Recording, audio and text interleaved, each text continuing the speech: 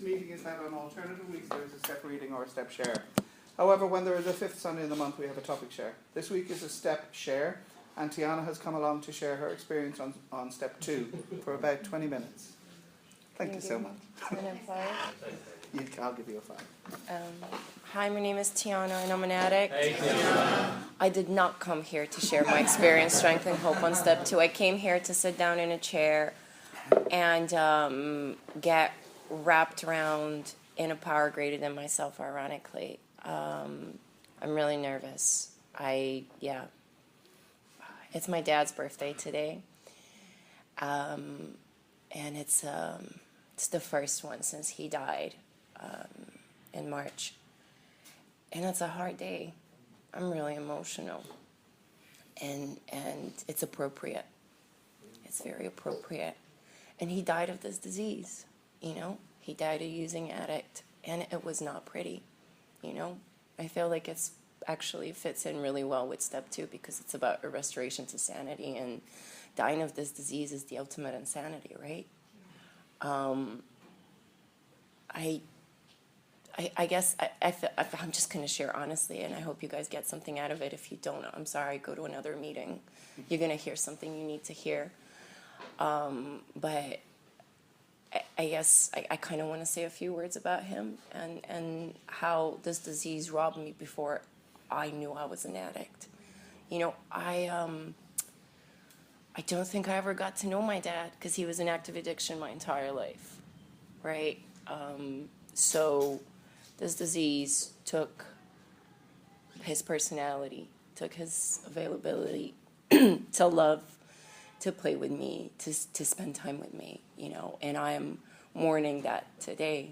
I'm mourning his physical departure of this world, but that was actually a big relief because he was in agony. We all know where this disease takes us, right? And it takes us to a place of utter pain. For whatever reason, he wasn't one of the lucky ones. He didn't get to find a way to start recovering. I did. I'm the first one in my family. My family is ridden with addiction. It's not all drug addiction, but addiction is addiction. We know. We heard the reading.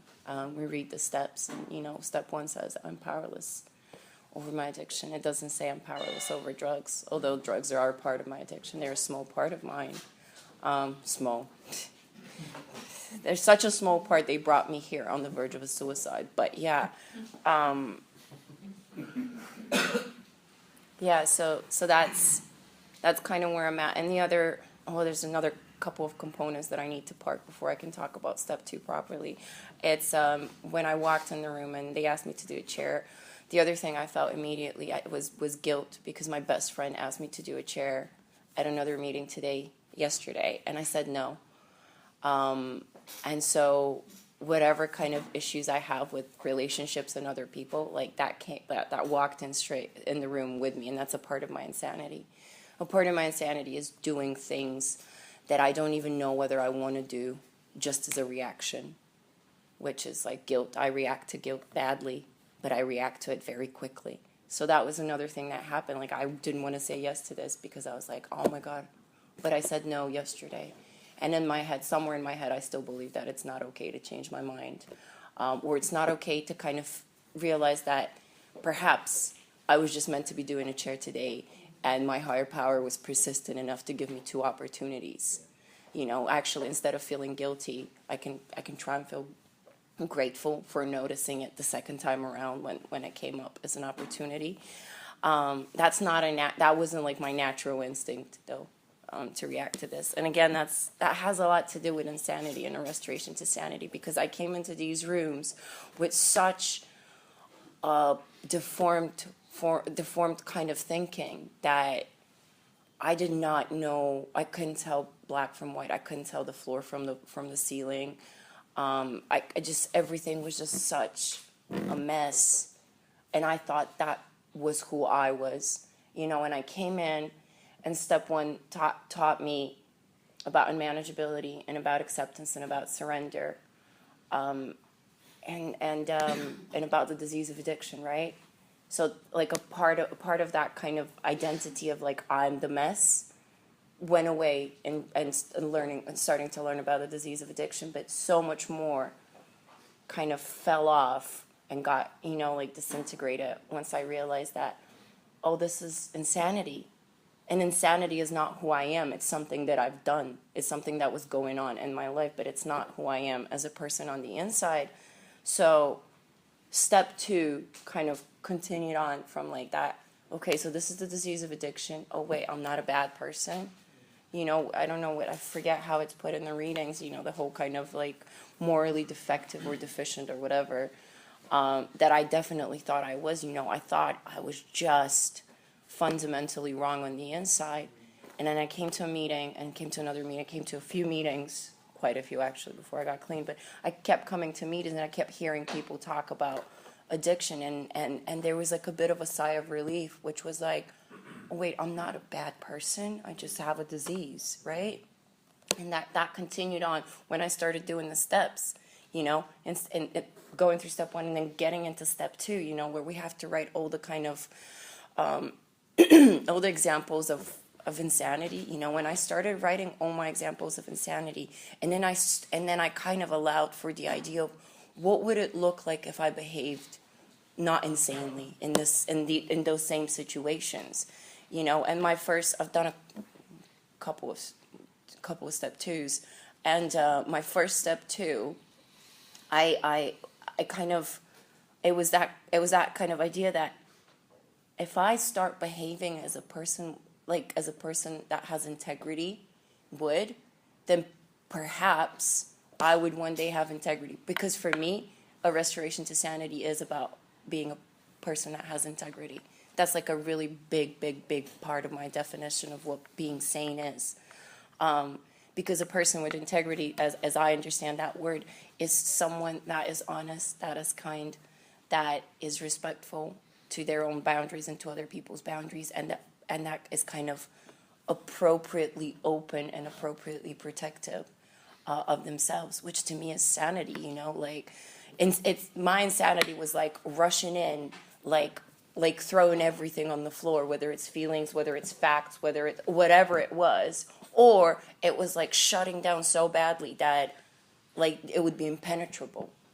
And neither of those things is the way I understand sanity or integrity right now. And my insanity, and just to kind of qualify, because, I'm aware that I'm not really talking about, like I talked about my dad's addiction, I didn't really talk about where it was like my insanity was, I guess like a really prime example of my insanity was very early in my addiction, and my addiction was very progressive. I think at 18, I dropped out of university to go and be a sex worker. That's my story. That was my best thinking at the time. And it only got worse.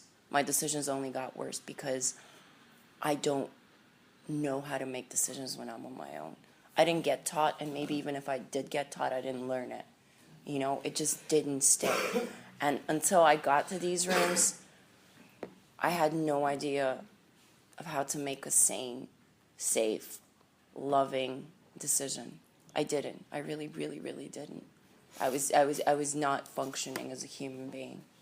And that's another way of looking at insanity for me.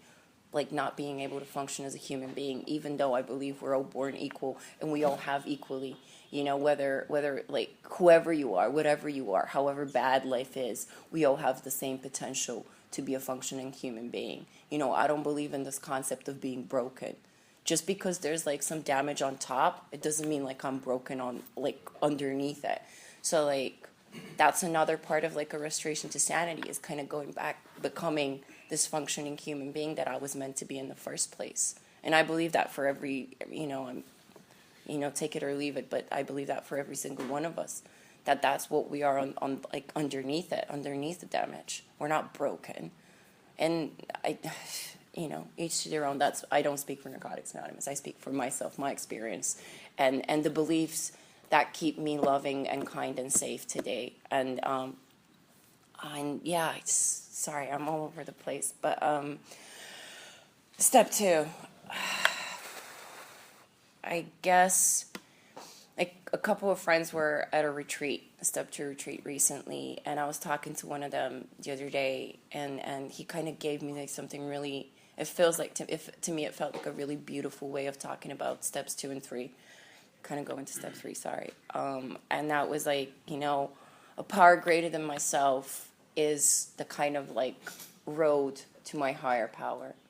Sometimes they're one and the same, sometimes they're not.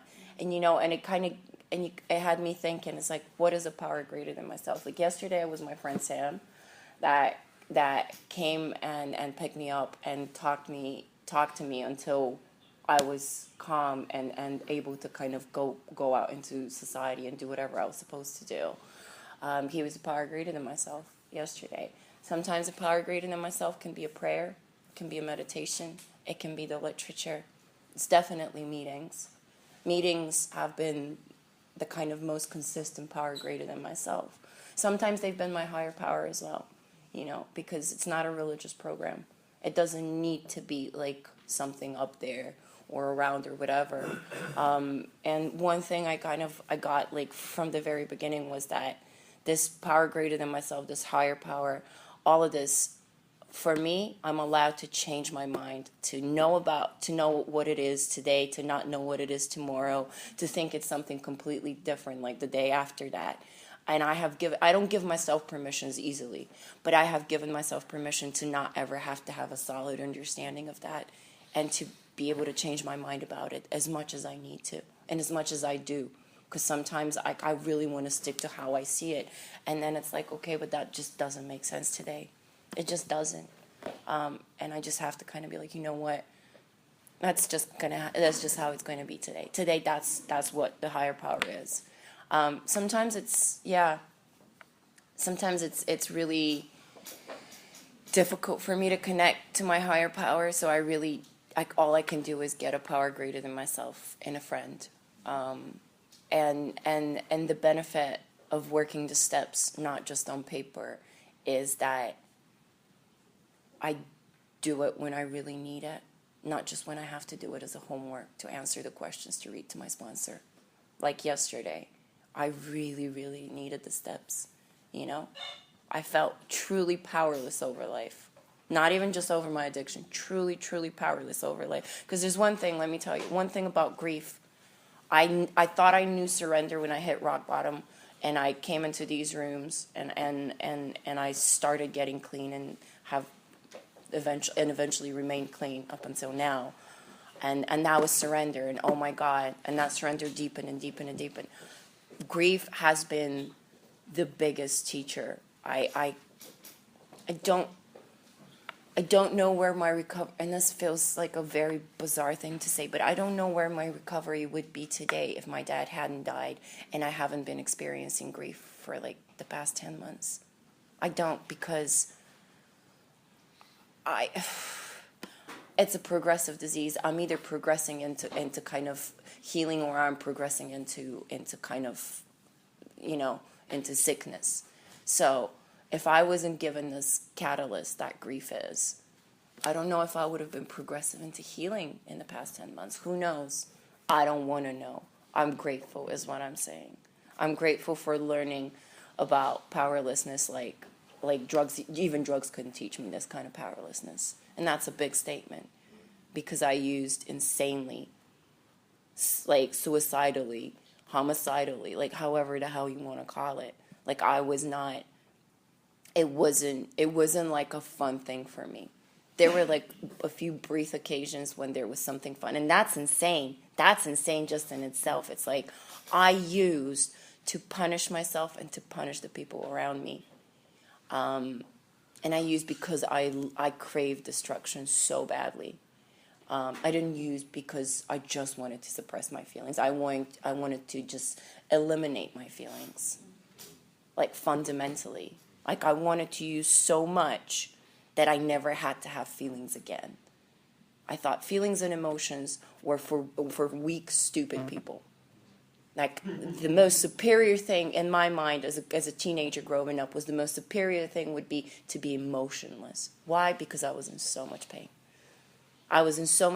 And I had no clue, absolutely no clue how to deal with the pain that I was in, that I didn't even know I was in pain.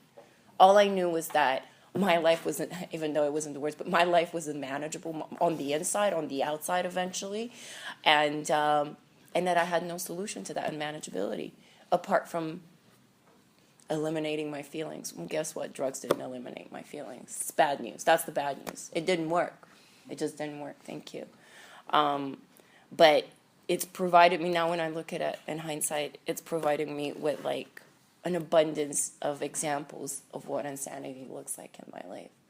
And, you know, like I just want to like touch base on this, on a few things like quickly.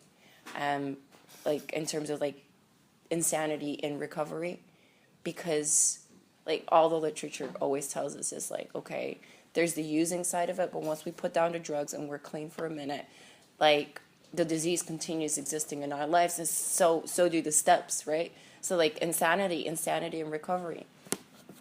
Trying to find love and sex, absolutely. Trying to find fulfillment in money, absolutely. Insane, okay. Trying to find value in achievements and academic like grades and all that stuff. Insanity. I love learning. Do you know what ruins my learning and my natural curiosity? Trying to achieve a grade that is the best. All the learning goes out the door. I learn nothing. I hate myself in the process of trying to achieve this thing, and when I achieve it, it gives me no relief. It leaves me emptier. Insane. What's the solution? It's like, well, I get a perspective from talking to the people that love me. And in that perspective, I come back to the ground. I come back to myself, and I come back to that kind of center in me that has all the value, all the worth, and everything that I need to have in my life. That is not lacking or needing anything. That it's looking for growth, but not in a desperate, needy kind of like, please kind of way. And that's when grades in school become about learning again. That's when sex becomes about love again, but not because I'm replacing it or seeking to achieve something or to grab onto something. That's when money becomes like something nice that can provide material things, but is no longer the end. It's just a means. And that's what, like, when I go back into that kind of internal sense of worth, which we all have, by the way. It's not something we need to learn or get through the 12 steps. It's there. Just needs to get kind of clear out the crap so we can get back to it. Like, you know, I'm not religious. I wasn't raised Catholic or anything like that. I don't believe in primal sin and any of that bullshit. Sorry, no offense to anybody that does. I mean, offend yourself. I don't care. Like, whatever. But, like, the point is, like, you know, I think we're all born absolutely filled and complete and whole. Like, I don't feel like there was anything I was ever lacking on the inside. And then things happen on top of that are the things that we kind of come here to undo. Some of those things we can't undo here. And I'm one of those people. I love the 12 steps and I love 12-step fellowships. And I do pretty much all of my work in here. But there are things that I need a power greater than myself that is not Narcotics Anonymous sometimes. You know, and I go and I do that, you know, because this program teaches me to be flexible, not to be rigid. You know, that's a part of my sanity and my recovery is not to just go, well, if it's like this, then it's like this. Nah, that's not how life works. That's just not, life is like full of grays. So sometimes my sanity is about looking at what's going on and having like an appropriate perspective in that moment in time, not from 2 years ago, not from a year like forward or whatever. And I hope that makes some sense. It makes some sense to me, but I might not be explaining it very well. But it doesn't matter. I'm like almost out of time, so I guess I'm insane, and I have some tools, and sometimes I use them, and sometimes I don't. But I have the tools, and I never had them before, so that's like much better. And I've done this chair even though I felt guilty and scared I was going to hurt someone that loves me. And also, I'm going to probably still miss my dad when I stop talking, and I might cry and I might not cry, and I have no idea. And I know that I prayed this morning for God's will, whatever it is, and I got God's will, and I wasn't happy about it. But at least I could recognize and just go with it. So sometimes I can't align my feelings with anything, but I can align my actions with it. So thanks for letting me share. Thanks, Tiana. The meeting is raised hand sharing. There is a format for picking people to